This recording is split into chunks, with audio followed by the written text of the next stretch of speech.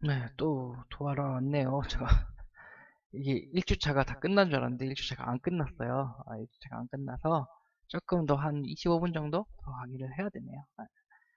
자, 아까 무슨 얘기까지 했죠? 원자 구조 구성. 여기 똑같은 얘기 또 있네, 그죠? 똑같은 얘기가 또 있고, 흑채 얘기도 했었고, 그다음에 타임라인 보기로 했었죠? 자, 그리고 이 아저씨, 이분이 렌트겐이라고 그랬고, 뭘 발견했다고요? X선을 발견했습니다. X선을 발견했는데, 미리 하나 볼 게 있어요. 여기 보면은, 음극선이라고 있습니다. 음극은 캐서드라고 하고요. 양극은 어노드라고 합니다. 양극 한번 써볼까요? 어, 어노드. 이게 우리는 플러스 양극이라고 부르고요. 정기적으로. 그 다음에 캐소드는 음극이라고 부릅니다. 여기겠네요. 양극이라고 부르요. 플러스 양성자 할 때도 이 양자를 쓰는 거예요. 그리고 또 양자라고 했었죠, 제가. 양자 한자를 보여드리면 이 한자를 좋아해서가 아니라요. 구별을 하기 위해서 한자를 보여드리는 겁니다. 잠깐만요. 양 한자. 어, 여기 헤아릴 양자 이걸 씁니다. 양자 이게 음, 영어로는 퀀텀이라고 하고 일본 분들이 퀀텀을 양자라고 번역을 해서 양자 역학할 때는 이거 양자 이렇게 씁니다. 그리고 양자는 뭐라고 했어요? 빛은 덩어리로 안 오고 어떻게 온다? 줄기로 온다. 줄기로 오기 때문에 하나를 떼어낼 수 있어요. 그 떼어낸 녀석을 퀀텀 또는 양자라고 부릅니다. 그러면은 음극선이라고 하면 자, 제가 첫 번째 파트 1에서 어떤 입자가 달리면 입자파 방석이 되는데 그 중에서도 누가 달려요? 얘는 음극에서 나오는 것들. 마이너스 성질을 가진 누구? 전자가 달리고 있다는 뜻이에요.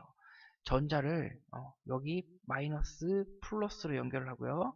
마이너스와 캐소드와 어너드를 연결을 하고 그 다음에 전력을 주면 아무것도 없는 공간인데 누가 막 달리고 있어요. 그게 누가 달리고 있냐면은 자 전자들이 달리고 있는 겁니다. 그러면은 이 공간 안에는 공기가 꽉 차 있으면 전자는 덩치가 작다 그랬죠. 전자들이 가기가 힘든 거예요. 그래서 이 공간을 가능하면 진공에 가깝게 비웁니다. 우리 현재 쓰고 있는 X성간은 약 10의 마이너스 7승 밀리미터 Hg 밀리미터 Hg 써볼까요? 제가 글씨를 못 쓰기 때문에 이게 나을 것 같아요. 자, 10의 마이너스 7승이에요. 밀리미터 Hg로 나타냅니다. 밀리미터 Hg라는 거는 기압의 단위예요. 기압이란 게 뭔지 아시죠? 기압. 기압은요, 공기가 누르는 정도예요.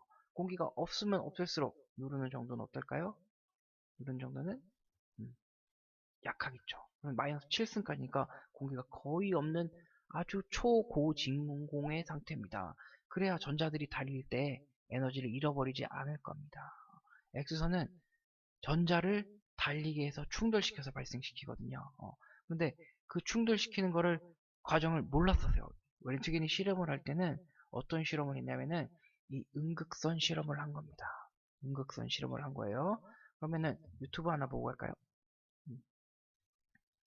캐서드, 아이고, 캐서드, 레이, 튜브. 비슷한 게 찾아볼까요? 비슷한 게 어디 있더라? 캐서드 크룩스 튜브라고 치면 나오겠네요. 튜브, 크룩스. 까지만 쳐도 저 영상 그대로 보면 좋을 텐데 여기 아무거나 볼까요 우리? 여기 있다. 이게 재밌겠다. 캐서드 레이라고 돼 있죠. 음극선입니다. 크룩스가 만든 그걸로 자 5kV로 걸어줍니다. 킬로는 10의 3승이에요. 그러니까 5000V예요.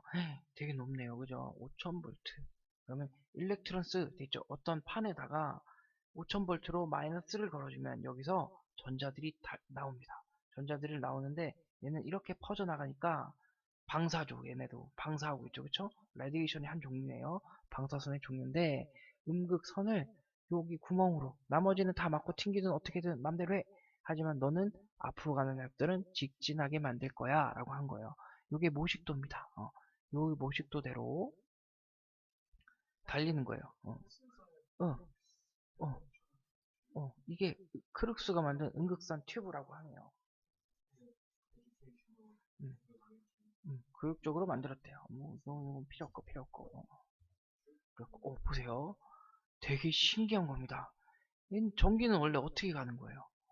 선이 있어서 선을 따라 다니죠, 그죠? 선을 따라 다니는데, 이거를 19세기 사람들이 봤다고 생각해 보세요.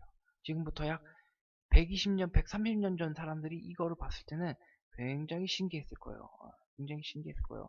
이건 뭐, 막, 마법 같은 일이었어요. 그죠? 근데 이거를 만들었어요. 이 선이 누가 달리는지는 자세히는 몰랐습니다. 근데 전자의 아버지라는 사람이 있어요. 톰슨이라는 사람이 있었는데, 그 톰슨이 전자라는 존재에 대해서 얘기를 했고, 그 다음에 그것들을 조금씩 발전시켜서 이런 크룩스 튜브가 전자선을 만드는 실험을 해본 겁니다. 크룩스라는 사람이 플러스와 마이너스 살려에서 판에서 나가고 있는 거예요. 근데 왜 그럴까요? 이거 자석입니다. 전자는 기본적으로 마이너스 차지를 가졌죠. 자기장에도 반응을 하는 거예요. 전자들이. 그리고 이건 또 다르게 생긴 모양들. 자, 여기 보시면 뒤에 보시면 형광색으로 빛나죠? 뒤에 형광막이라는 걸 설치를 한 거예요. 어떤 게 지나가면 형광으로 빛을 내도록. 대표적인 게 지금은 여러분 다 LED 쓰지만은 옛날에 형광등을 썼었어요. 그 형광등 물질 같은 것들이 묻어 있어서 빛이 지나가거나 어떤 입자들이 지나가면은 그 입자들이 반응해서 이런 형광색을 냅니다. 그리고 또 자석이 계속 반응을 하네요. 이게 음극선 실험이에요. 사실은 이런 실험 다 해보면 좋아요. 방사선과에서 이런 실험 해보면 굉장히 좋거든요. 근데 또 뭐 여러 가지 사정상 우리가 안 되니까, 안 되니까. 이게 음극선이에요. 두 개로도 나가고, 그리고 이게 음극선 실험이고 전자가 달리는 모습을 확인도 할 수 있었네요. 그럼 다시 우리 걸로 돌아와야죠. 자, 이게 음극선 실험인데, 자, 이 실험하고 X선하고 무슨 관계예요? 라고 물어보실 겁니다. 그러면은 이렇게 얘기를 해드릴 수가 있어요. 그림을 내가 또 안 나오겠는데? 자, X선을 만들려면요. 지금부터는 X선을 만드는 방법이에요. X선을 만드는 방법인데, 이거보다 그냥 한 장을 때려 떠드리는 게 낫겠다. 그림을 그리려면. 다시 못 그리는 그림이지만 이해를 해주시고, 자, 플러스와 마이너스가 있어야 됩니다. 플러스 마이너스. 이 마이너스 쪽에서는 누가 있냐면 전자를 발생시키는 애들이 있어야 돼요. 그리고 플러스 쪽은요, 전자를 충돌시킬 물질이 필요합니다. 실제로 이렇게 생겼어요. 이것을 우리는 타겟이라고 부르고 양극이라고도 해요. 타겟이라고 돼요. 타겟은 어떤 타겟이냐? 전자가 가서 충돌할 타겟입니다. 전자가 가서 충돌을 하는 거예요. 자, 전자가 가서 충돌하는데 이 타겟 물질은요, 주로 W라는 금속으로 만듭니다. W 하니까 뭘까요? 아시는 분 계실까요? 텅스텐이라고 합니다. 텅스텐은 원자 번호가 74번이에요. 74라는 건 무슨 뜻입니까? 우리 첫 파트 1에서 처음 할 때 배웠죠. 전자가 주변에 74개나 있는 녀석이에요. 그리고 안쪽엔 양성자가 74개. 하지만 중성자는 조금씩 달라요. 이론상으로는 똑같아야 되지만 원자번호 높아지면은 조금씩 달라요. 근데 기본적으로 원자번호 74는 전자가 74개나 있다. 그러면은 이쪽으로 넘어올까요? 다 지우고 여기도 지우고 포인터로 바꿔서 우리 원자 모형 제가 그렸는 대로 옵시다. 여기서 와서 설명을 해줘야 돼요. 자, 전자를 지금부터 우리는 가정을 합시다. 이거는 W의 핵입니다. W가 누구라고요? 텅스텐이에요. 텅스텐은 아까 나온 타겟 있죠? 여기 타겟 플러스 그게 물질이에요. 전체는 아니고 한 요만큼만 타겟이 되는 거예요. 나머지는 열방출을 위해서 CU로 만듭니다. CU는 구리, 원자 번호는 29번이에요. 자, 타겟이 W의 핵이 있고 주변에는 74개가 들어있다고 생각을 합시다. 74개가 들어있는 거예요.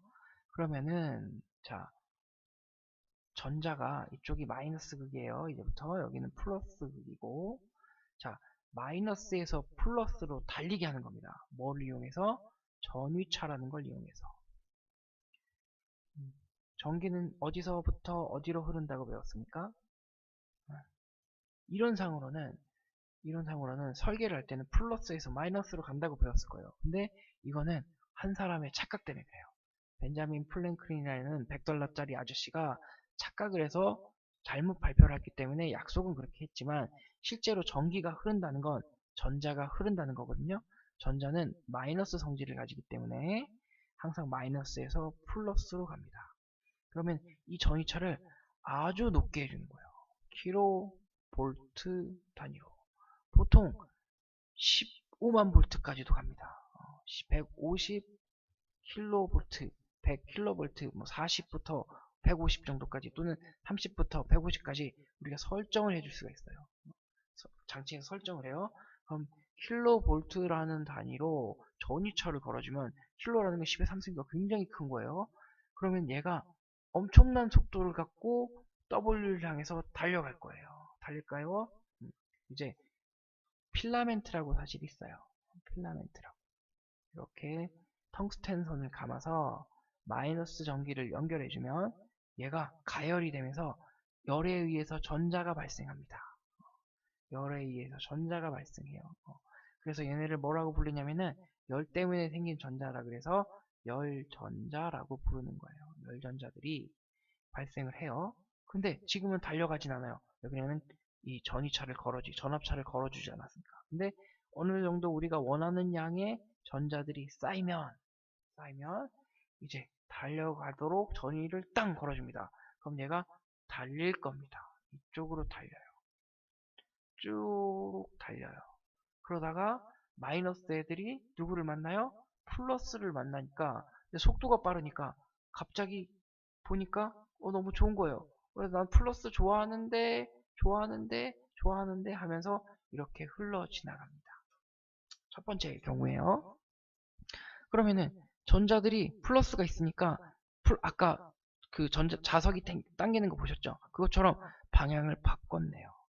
그러면 자 100이라는 속도로 달려가다가 커브를 만났어요. 그럼 나도 모르게 속도가 줄어들겠죠. 그래서 70의 속도가 찍혔어요. 마지막에 전자가 달리는데 그러면은 나머지 30의 속도는 어디 갔을까요?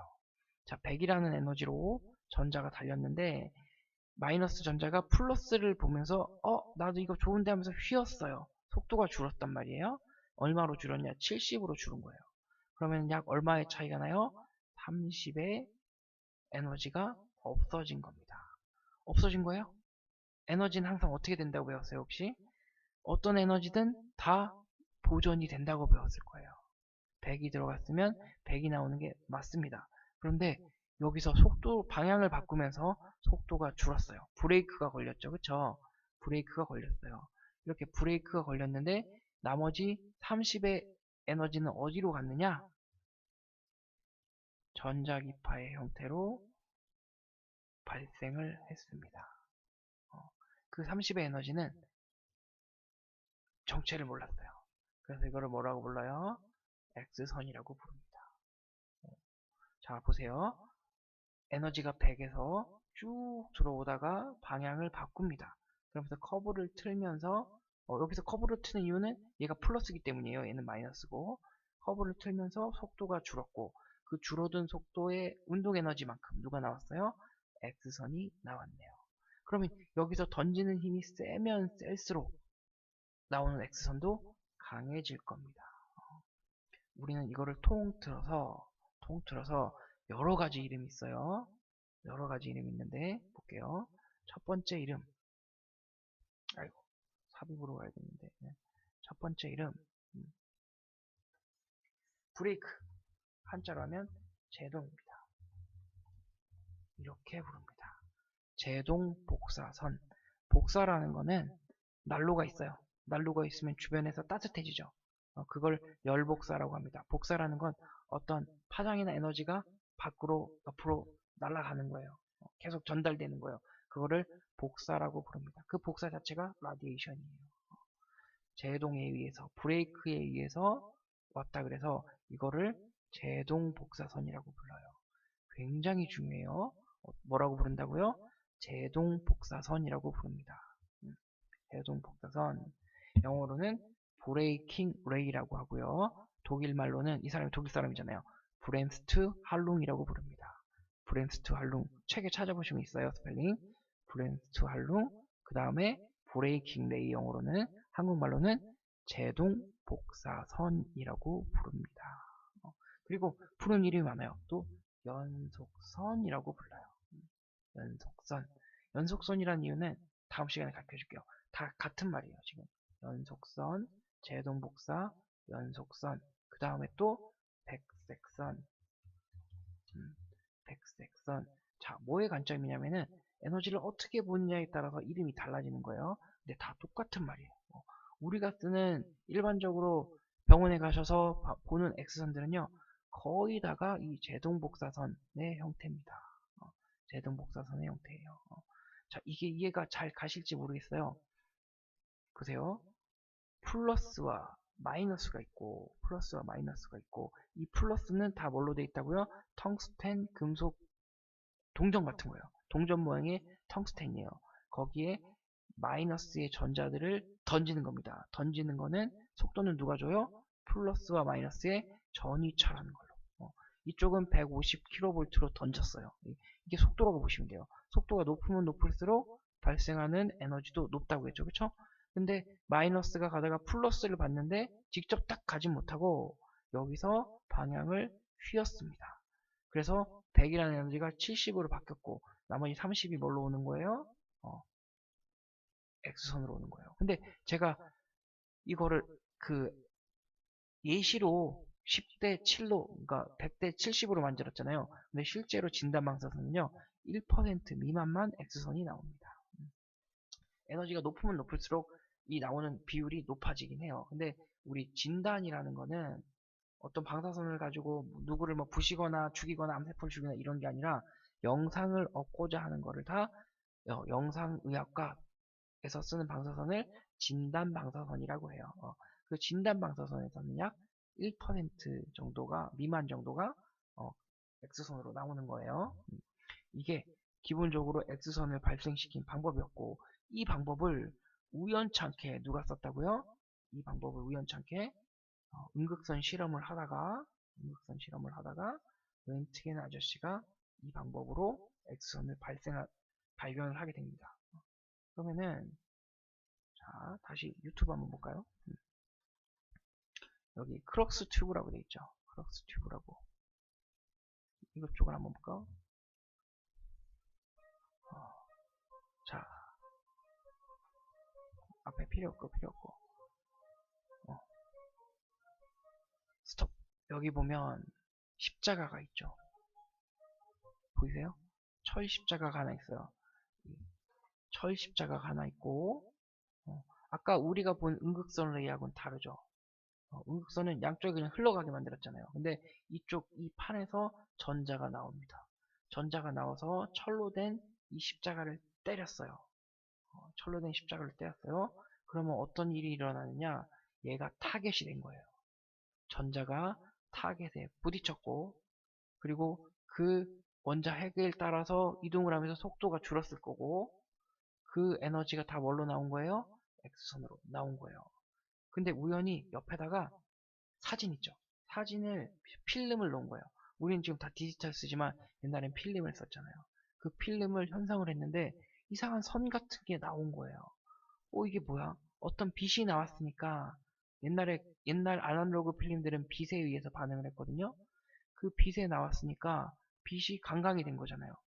빛이 강강이 됐으니까 뭔가가 나왔을 거야 라고 추정을 한 겁니다. 그 추정을 한 게 정체를 모르겠다. 그래서 그게 X선이 돼버린 거예요. 이 렌트겐이 아까 얘기한 그 실험을 하면서 뭘 만든 거예요? 뭘 발견한 거예요? 이거 실험, 그 다음에 크록스선을 가지고 여기서 타깃이 돼버렸다 그랬죠? 마이너스와 플러스인데 전위차로 던졌더니 플러스에서 맞고 상호작용을 통해서 누가 나왔다? X선이 발생을 하더라. X선이 발생을 하더라. 그렇게 해서 뭘 발견했어요? X선을 발견했다. 그리고 이와 이렇게 하고 비슷하게 또 라디에이션을 찾은 사람이 있었어요. 이 사람은 앙리 베켈이라고 있습니다. 베크렐이라고 해도 되고요. 그냥 저는 베켈이라고 해요. 베켈. 프랑스의 물리학자인데요. 베켈 아저씨는 이렇게 생겼어요. 뭐 4대에 걸쳐 뭐 가문에서 태어났고 태양 노출에 비해서 어쩌고저쩌고 토목공학도 했고, 옛날의 귀족들은요 대학교 전공이 많아요. 전공이 굉장히 많았어요. 그래서 그 슈바이처 박사인가, 그분은 의사시기도 하고 신학가도 하고 신학자이시기도 하고 막 그러잖아요. 옛날 그 19세기 과학자들은, 귀족들은요 전공이 많았어요. 전공이 많았어요. 근데 그러다가 이 사람도 엑스레이를 연구하다가 엑스레이를 연구했어요. 엑스선을 1895년도에 발견했거든요. 1895년도에 발견했어요.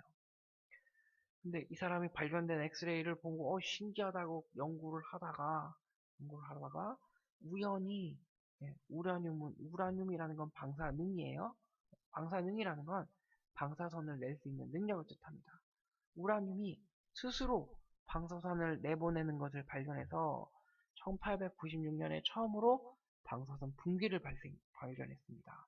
이거 업적으로 1903년에 퀴리 부부하고 함께 노벨 물리학상을 받았대요. 그래서 베켈이라고 하는 단위도 있어요. BQ라는 단위도 있어요. 근데 퀴리도 비슷한 연구를 했거든요. 이 사람은 이때 뭐 폴로늄, 라듐 이런 거를 발견을 했는데 비슷한 시기라서 베켈이라는 단위도 방사능의 단위고, 큐리라는 CI라는 단위도 방사능의 단위예요. 두 사람들이 비슷한 연구를 했기 때문에 그렇습니다. 베크렐선 발견이라고 돼 있죠. 1895년에 렌트겐이 엑스레이를 발견해서 돌풍을 일으켰는데 이거를 뭐 정확하게 아는 사람이 없었어요. 그래서 X라고 불렀고, 1896년에 베크렐은요 인광이라는 건 이런 빛이에요. 인광이라는 건 이런 빛이에요. 인광을 내는 결정체도, 이건 다 돌들이거든요. 빛을 내는 결정체도 엑스레이를 방출하는지 알아보기 위해서 실험을 했어요. 이 결정체는 칼륨, 황, 그리고 우리가 아는 우라늄이 포함된 화합물이었습니다. 우라늄은 많이 들어보셨어요. 핵물질입니다. 원자력 발전소에선 핵 연료도 쓰고요. 우라늄을 급격하게 반응시키면 핵폭탄이 되기도 합니다. 그리고 이 빛으로부터 인광물질을 보호하기 위해 종이를 싼 뒤 사진 건판 위에 올려놨어요. 이 사람도 사진판 위에 올려놨더니 그게 어떻게 됐을까요? 현상이 돼버린 거예요. 뭔가 빛이 나온다는 거죠. 그죠? 필름은 빛에 반응을 해요. 그래서 그 빛의 모양대로 형상을 만들어 주잖아요. 그래서 실험을 해봤더니 이렇게 됐고, 근데 사실 이거 전에 이 우라늄광을 어찌할 바를 몰라서 실험을 하다가 도저히 모르겠는 거예요. 그러다가 강의를 하셨는데, 이분도 강의를 할 때 이 우라늄을 주머니 속에 그냥 넣는 거예요. 그리고 몇 시간 뒤에 빼보니까 자기 허벅지가 빨갛게 익어 있는 거예요. 화상을 입었어요. 그래서 여기서 뭔가 나온다 해서 발견했다는 얘기도, 그게 내 얘기가 더 정확한 것 같습니다. 이 얘기보다는 뭐 그런 여담이고. 그리고 이 사람이 현상했을 때 얼룩진 이미지를 봤어요. 이거 모양 그대로. 이게 엑스레이 방출은 햇빛의 결과라고 생각하며 기뻐했는데, 파리의 2월은 구름 끼고 춥고 뭐 수산인데 이건 오타다. 태양 없이 인광물질에 에너지를 줄 수 없으므로 인광이나 X선을 유도할 수는 없다고 생각했는데, 맑은 날이 기다리면서 인광물질을 뭐 어디에 넣어놨는데 3월이 돼서 맑은 정리를 해보니까 생각과 달리 이미지를 발견을 했어요. 햇빛이 아니죠, 그쵸? 다른 빛이 들어왔던 거예요. 그게 엑스레이예요. 엑스레이가 아니지, 그때는 감마선이나 뭐 기타 등등이겠죠. X선도 포함되어 있고, 우라늄을 써서 흐린 날 실험을 했으니까 태양과 같은 자극 없이도 저절로 우라늄 이미지가 만든 것을 알았어요. 그 말은 뭐예요? 우라늄에서 어떤 빛이 나온다는 겁니다. 그래서 기타 등등에서 이게 최초의 베켈이 만든 실험 연구 노트예요. 연구 노트고, 우라늄이 붕괴를 하면서, 여기 아까 알파 입자가 나왔네요. 알파 입자는 이건 헬륨이죠, 그쵸? 헬륨은 원자번호 2번, 그리고 몇 개 있어요? 양성자랑 중성자 4개 있으니까 질량수 4가 되네요. 전자는 너무 가볍다 그랬죠? 질량수에 포함 안 시키는 거예요. 그래서 여기 이거는 도터 뉴클레어스, 그래서 도터는 딸이잖아요. 그래서 딸 랑자 써서 낭액종, 무액종 뭐 이렇게 부릅니다. 그래서 베켈이라는 단위가 방사능 단위로 붕괴율을 표시하는 게 베켈입니다. 비슷한 단위로 큐리도 쓸 수 있어요. 근데 큐리는 되게 큰 단위입니다. 그리고 큐리 무인 얘기는 진짜 다음 주에 할게요. 이제 다음 주에 하고, 뒤에 또 재밌는 얘기들이 많이 있습니다. 지금 하는 얘기는요, 어떻게 뭐 학습이라기보단 여러분의 좀 흥미를 좀 끌어내려고 제가 학습적인 내용도 좀 넣고 그 과학자들 이야기도 넣고 하면서 강의를 하고 있는 거거든요. 그래서 얼굴을 보면서 하면 더 재미있었을 텐데 어떻게 잘 들으실만 한지 모르겠어요. 아무튼 1주차 강의는 이게 진짜 마지막이고 이게 우리가 3학점이잖아요. 3개를 만들어야 된대요. 이게 마지막이고, 그리고 또 2주차는 다시 또 돌아오겠습니다. 네, 수고하셨습니다.